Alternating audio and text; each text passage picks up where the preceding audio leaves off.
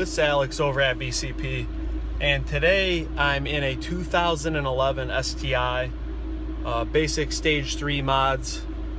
Now I know some people are a little confused or maybe even bothered by the stage talk, but essentially what we're using that talk for is just to quickly get an idea of what's done to the car without going down the list of every modification.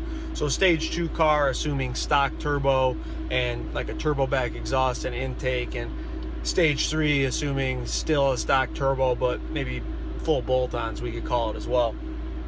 So the car that we're in right now, there's the dash, because that obviously doesn't help you guys at all, but this car has turbo back exhaust, an HKS header, has a stock intercooler, doesn't have TGV deletes.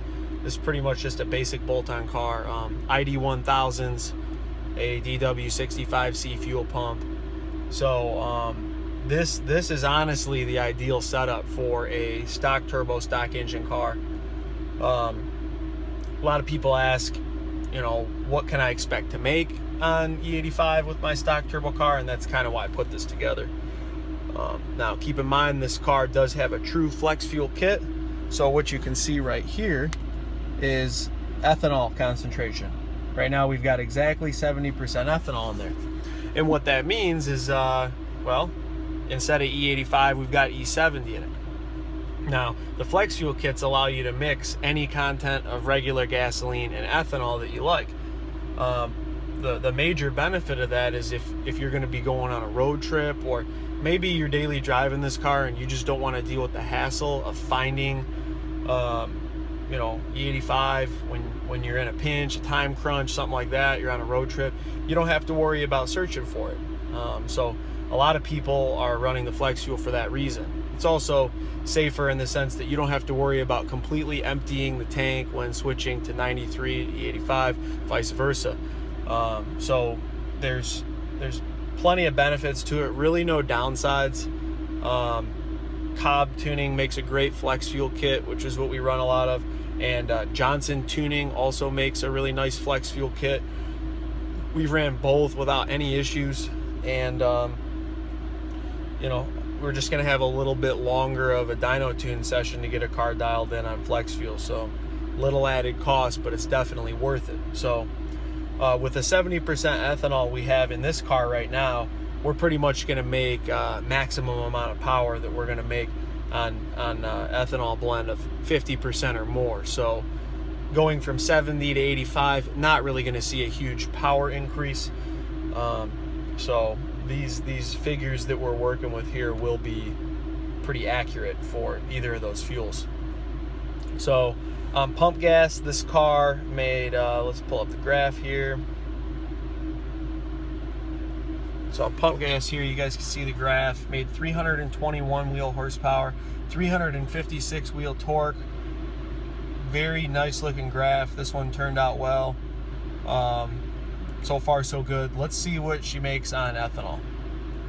So go ahead and get that ready. I'm gonna go ahead and put the phone right over here. Let's do a dyno pull so you guys can see what it's like inside the car. What does it feel like? Feels like you're just sitting in a car.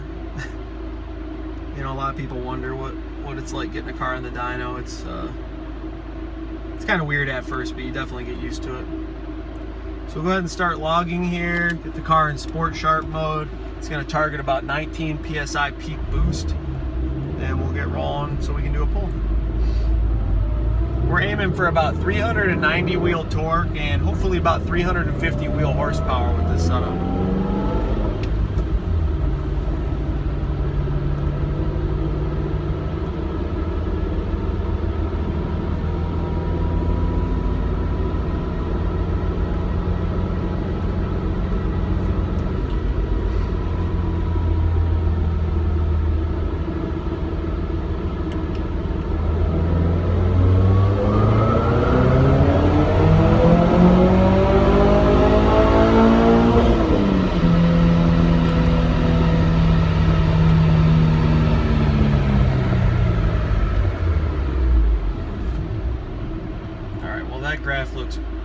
spectacular.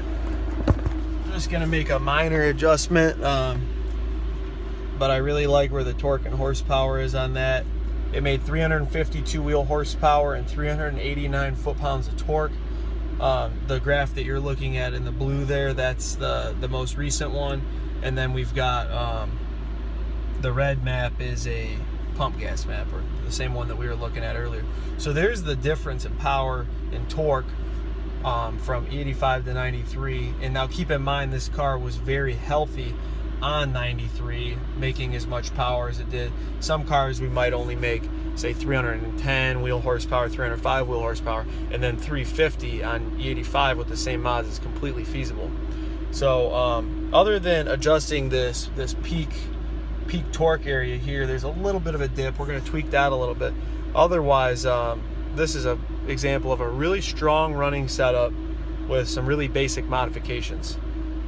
So if you guys have any questions about this, or maybe you're looking for an estimate to get this done, we'd be happy to put that together for you. Shoot us a message, an email, sales@bcpdirect.com. And we've got people here that answer the phones as well. So maybe you want to talk to someone, bounce some ideas off of us before you decide what route is best for you.